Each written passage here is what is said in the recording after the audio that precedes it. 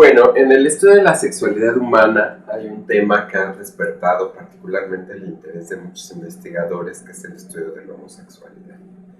¿Por qué un individuo es homosexual? Es una pregunta pues, que ha estado en la historia de la humanidad desde tiempos ancestrales. Y ciertamente ahora que hay más apertura social o más aceptación a la homosexualidad, pues el tema ha tenido más relevancia en la medida en la que se ha aceptado la homosexualidad. La pregunta cobra cierta vigencia a tratar de entender cuáles son las causas que determinan la homosexualidad. La homosexualidad naturalmente pues, se puede dividir en dos grandes aspectos, que es la homosexualidad masculina y la homosexualidad femenina. La primera, también llamada lesbianismo. No existen los mismos índices de homosexualidad femenina y masculina en la población, lo cual llama la atención y invita a pensar que hay causas diversas que la subyacen, porque si fuera la misma uno esperaría la misma incidencia. La homosexualidad femenina, por otro lado, por lo menos en las sociedades como la mexicana o las sociedades judío-cristianas, despierta menos controversia que la homosexualidad masculina. En las culturas machistas, pues naturalmente que dos mujeres tengan relaciones sexuales o compartan una casa o incluso compartan una cama sin tener relaciones sexuales no se ve como un reto hacia el aspecto social, mientras que dos varones que comparten una casa, una cama y mucho más una relación sexual termina siendo un reto muy grande a la sociedad. Varios investigadores han estudiado este fenómeno desde perspectivas sociales y claro, han señalado que esto posiblemente se deba a que ser varón en esta sociedad tiene un privilegio que de alguna manera se está retando al preferir a otro varón para tener relaciones sexuales. Es decir, que dos mujeres que no tienen un rango social tan alto en la sociedad decidan tener relaciones sexuales no es un reto, mientras que dos varones, sobre todo si uno juega un papel pasivo en la relación, pues es un reto mucho más grande para la sociedad porque de alguna manera está negando el privilegio que se le otorgó al ser varón. Todo esto, insisto, despierta mucha polémica y despierta mucho interés y por supuesto las bases de la sexualidad se deben buscar en el sistema nervioso central. La idea de que la conducta sexual reside en las gónadas es una idea muy vieja que naturalmente tiene mucho sustento porque la castración inhibe la expresión de la conducta sexual, sobre todo en varones. Entonces los eunucos o los gallos o los caballos o los toros que se les quitan los testículos no tienen expresión de conducta sexual y esto en la frenología simplista del siglo XIX pues invitó a pensar que la conducta sexual reside ahí.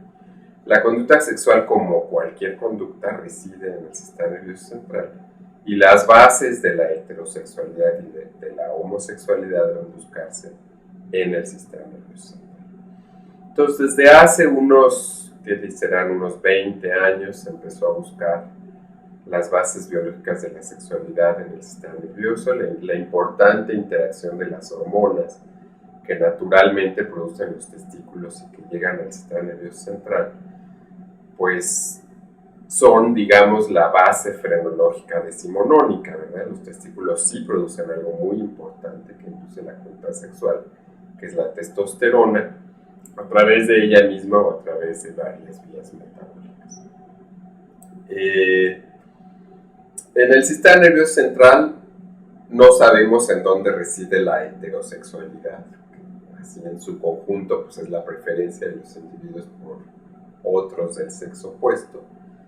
Y en la medida en la que no sabemos dónde reside la heterosexualidad, pues tampoco sabemos dónde reside la homosexualidad. Quiero dejar muy claro que toda esta investigación no tiene fines discriminatorios ni fines de marcadores biológicos, porque ha sido gran motivo de crítica. Es decir, claro, los investigadores básicos están interesados en saber, en poder determinar si un individuo es o no homosexual, para castigarlo, para curarlo, para cambiar su orientación sexual, y nada de esto es cierto.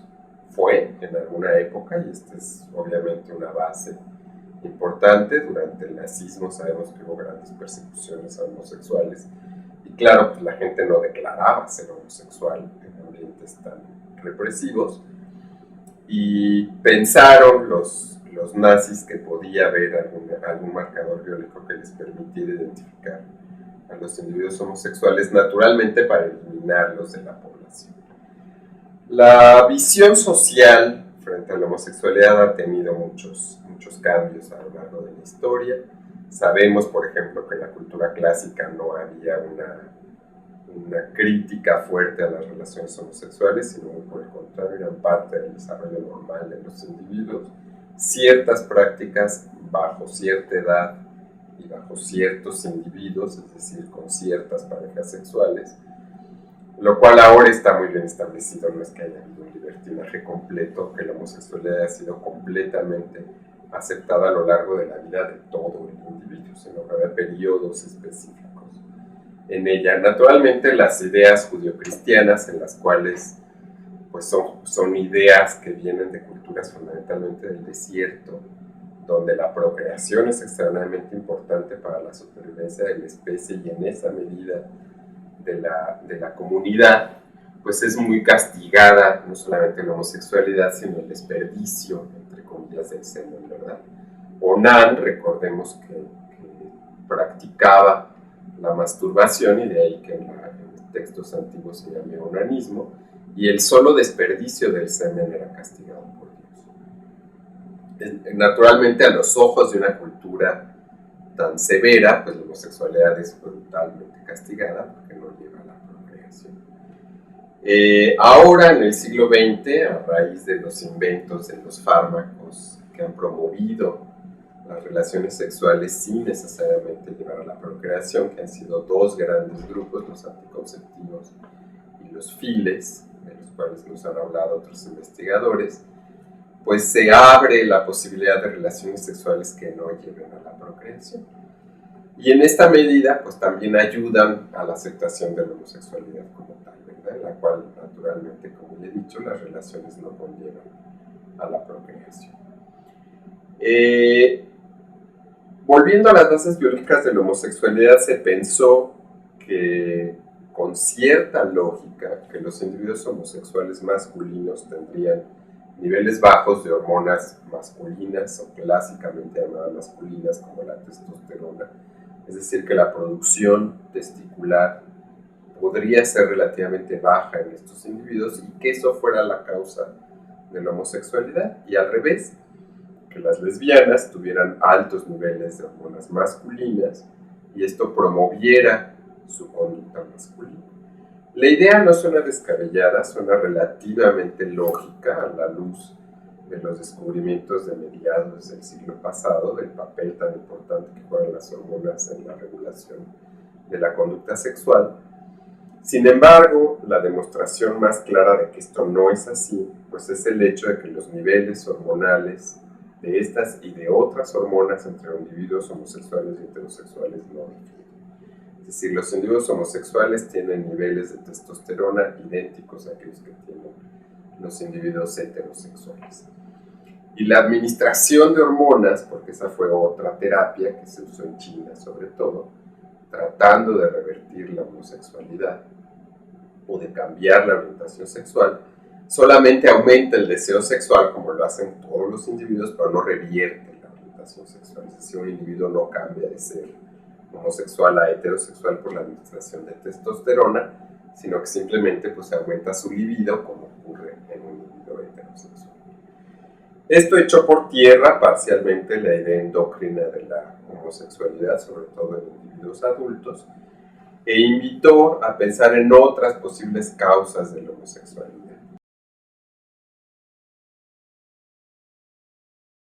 Bueno, ha habido varias causas para explicar la orientación homosexual, sobre todo la homosexualidad masculina, que como digo representa un reto muy grande para la sociedad machista, y dentro de ellas pues hay fundamentalmente tres grandes líneas. La línea psicoanalítica, que estableció Sigmund Freud a principios del siglo pasado, en la que él decía que el origen de la homosexualidad se debía al no rompimiento de un vínculo natural entre un niño y su madre, en la homosexualidad masculina en particular, y el niño de alguna manera acaba identificando el objeto sexual que para la madre era atractivo, que en general es el padre. Y esto se daba fundamentalmente por una personalidad dominante de la madre, un padre relativamente ausente o completamente ausente. Hay muchas críticas contra las teorías psicoanalíticas desde otras perspectivas y bueno, muchas con bases experimentales, ¿verdad? Se ha demostrado que los hijos de madres solteras no necesariamente son homosexuales o la misma incidencia de homosexualidad en los hijos de estas madres solteras que en los hijos de matrimonios bien o mal avenidos. La ausencia del padre de ninguna manera determina la homosexualidad, es decir, varias experiencias observacionales que demuestran lo contrario, y me parece que no ha sido fundamentalmente halagador para los padres de individuos homosexuales llevar una parte de culpa en la sexualidad del hijo. Creo que eso es lo que más ha lastimado la teoría psicoanalítica. De alguna manera sí influye en la conducta de los padres asumir que por su comportamiento, ya sea por exceso de cuidado o por ausencia, el hijo puede resultar con una orientación homosexual, que en general los padres no viven de una manera alegre o de una manera contenta. Entonces, creo que ha sido una desventaja grande, ha permeado mucho en la sociedad, es lo que la mayoría, si salimos a preguntar al mundo, es lo que la mayoría de la gente cree, que hay una responsabilidad materna en que un hijo sea homosexual, y paterna, pues en la medida más de ausencia, ¿verdad? Hay un pecado de omisión por parte del padre. Otra de las teorías que cobró mucho auge a mediados del siglo XX fue aquella dictada por John Money, naturalmente establecida en los experimentos de Skinner, en la que decía que toda conducta sexual es aprendida. Toda conducta es fundamentalmente aprendida. El individuo nace con un cerebro que él llamó con mucha razón de tabula rasa, y se puede escribir en esa tabula rasa la sexualidad de un individuo que se va forjando naturalmente a partir del nacimiento. Entonces los individuos, suponía John Money, no nacían ni homosexuales ni heterosexuales, sino era algo que se labraba a lo largo de la vida, y naturalmente pues la mayoría de las influencias heterosexuales hacían que un individuo se volviera heterosexual, y la mayoría de las influencias homosexuales se inclinaban a que un individuo fuera homosexual. Hay también grandes observaciones al respecto, y bueno, la más importante pues, es el caso de un individuo que nació XY, tenía pene, tenía todas las estructuras genitales propias de un individuo varón, y tuvo que ser castrado porque en el momento de la circuncisión hubo un error garrafal por parte de uno de los cirujanos, y la mejor solución, que en esta operación le mutiló el pene de tal manera que no se podía reconstruir, y la mejor opción fue quitarle los testículos y hacerlo mujer con base en las observaciones de John Moore, que decía, bueno, yo puedo escribir sobre la tabula rasa no solamente la homosexualidad y la heterosexualidad, sino puedo escribir el género, y el individuo puede ser masculino o femenino de acuerdo con lo que yo quiera que sea. Si lo visto como niña, si lo educo como niña, aunque haya tenido pene, aunque sea X en sus cromosomas, aunque su cerebro sea masculino, pues puedo hacer de él una mujer. Y no fue así. El individuo tuvo muchos problemas, a la edad de 14 años decidió ser varón, se le tuvo que contar toda la historia, eventualmente se casó, adoptó hijos porque naturalmente no podía procrear, estuvo siempre en terapia hormonal y finalmente se suicidó después de muchos problemas económicos y familiares. Entonces este fue un ejemplo muy claro de que no somos una tabula rasa, que nazcamos con el cerebro completamente indiferenciado y que sobre él podemos escribir lo que sea. Y la tercera línea que supone o que explica las causas de la homosexualidad pues es la teoría biológica, una serie de teorías biológicas en la que no hay una sola. Los biólogos estamos menos peleados con los psicólogos y con los sociólogos, entonces por supuesto que aceptamos que haya participación social en el desarrollo de la sexualidad.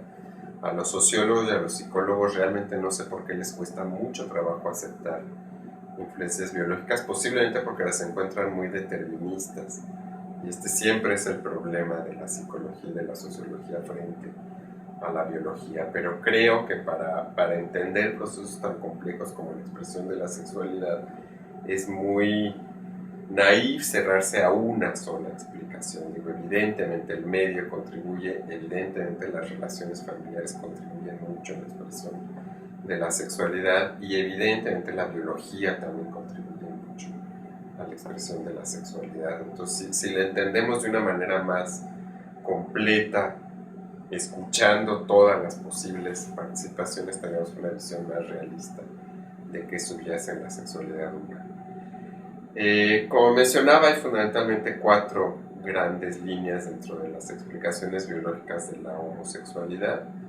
La primera sería la explicación genética. Es muy claro que la mayoría de los individuos homosexuales masculinos tienen familiares homosexuales masculinos por la matrilineal. Es decir, a través de la madre parecen heredarse genes que contribuyen al desarrollo de la homosexualidad. Y el único gen que los varones heredamos, el único cromosoma, que los varones heredamos completos de la madre es el cromosoma X. En las mujeres, al tener otro cromosoma X proveniente del padre, hay intercambio de información genética. En los varones heredamos solo el cromosoma X de la madre y solo el cromosoma Y del padre. Ahora sabemos que es el espermatozoide el que otorga el sexo. Y posiblemente en el cromosoma X haya alguna secuencia que favorezca el desarrollo de la homosexualidad. Tim Hammer en los Estados Unidos ha hecho muchos estudios relacionados con esta posibilidad. Ha encontrado una secuencia genética en el cromosoma X, por supuesto, en la parte Q28, que así se denomina el gen que comparten muchos individuos homosexuales. Es imposible decir que es el gen de la homosexualidad porque ni siquiera sabemos ese gen a qué proteína traduce y mucho menos si esa proteína tiene una función biológica. Entonces, simplemente un epifenómeno. Hay varios individuos homosexuales, ni siquiera todos, que comparten una secuencia génica en el cromosoma X que invariablemente heredamos de la madre. Eso, junto con el hecho de que muchos homosexuales masculinos pueden trazar familiares por la matrilínea, invita a pensar que hay una colaboración genética para la determinación de esta orientación sexual. En Italia, otro grupo de investigadores ha relacionado la carga genética de los individuos homosexuales con una mayor fertilidad de las mujeres madres relacionadas con estos homosexuales. Porque claro, la gran pregunta de la sociobiología y de la humanidad en general es por qué se mantiene una incidencia más o menos constante de homosexualidad, que es una aventura decir que está entre el 7 y el 12%, porque en muchos individuos homosexuales se pueden catalogar como homosexuales en una etapa de la vida, en otra no se autodefinen como homosexuales, aunque claramente lo son por el tipo de conducta sexual que tienen. Incluso con otro varón pueden decir yo no soy homosexual, porque claro, hay una carga muy fuerte a aceptar y decir yo soy homosexual. Entonces, en esta medida es muy difícil establecer la incidencia de la homosexualidad en una población, pero se ha determinado que más o menos está entre el 7 y el 12% para la población masculina y un porcentaje ligeramente más bajo, entre el 3 y el 7% para la población femenina. Entonces, claro, ¿por qué se mantiene el gen de la homosexualidad si no tiene ninguna ventaja para la humanidad? Es una pregunta muy lógica. Los individuos homosexuales se reproducen menos, los individuos homosexuales tienen pues una actividad sexual que no conlleva la procreación. Entonces se ha encontrado que las mujeres relacionadas con los varones homosexuales por la matrilínea son más fértiles y esto podría ser una explicación para mantener ese gen de homosexualidad. Otra de las líneas que ha explicado el origen biológico de la homosexualidad es el orden fraternal. Se ha encontrado que los individuos homosexuales tienen más hermanos varones mayores y esto podría desarrollar la homosexualidad. Y otra muy importante es el origen endocrino. Si bien no hay diferencias en niveles de hormonas en individuos homosexuales cuando adultos, comparados con heterosexuales, sí pensamos que las hormonas en su actividad organizacional del cerebro puedan influir en el desarrollo de un cerebro homosexual. Aquí en el laboratorio y en otros laboratorios del mundo hemos estudiado la influencia de las hormonas en el desarrollo del cerebro y hemos visto que la administración de algunos compuestos, fundamentalmente inhibidores de la aromatasa, que inhiben la transformación de andrógenos a estrógenos, promueven el desarrollo de un cerebro homosexual en las crías de las ratas, porque estas crías cuando adultas prefieren a individuos del mismo sexo en cajas de preferencia sexual. Entonces, y más aún cuando se forzan a interaccionar con un individuo del mismo sexo, tienen conductas claramente femeninas de invitación a la copia. Entonces, esto podría ser otra base importante en individuos humanos, está lejos de demostrarse la participación, son estudios realmente difíciles de hacer porque tendríamos que entrar al cerebro de un niño inútero y estudiarlo 25 años después para ver cuál es su orientación sexual. Y esto todavía no es posible hacerlo en individuos humanos y por supuesto no es ético administrar hormonas a las madres o tener este tipo de manipulaciones experimentales.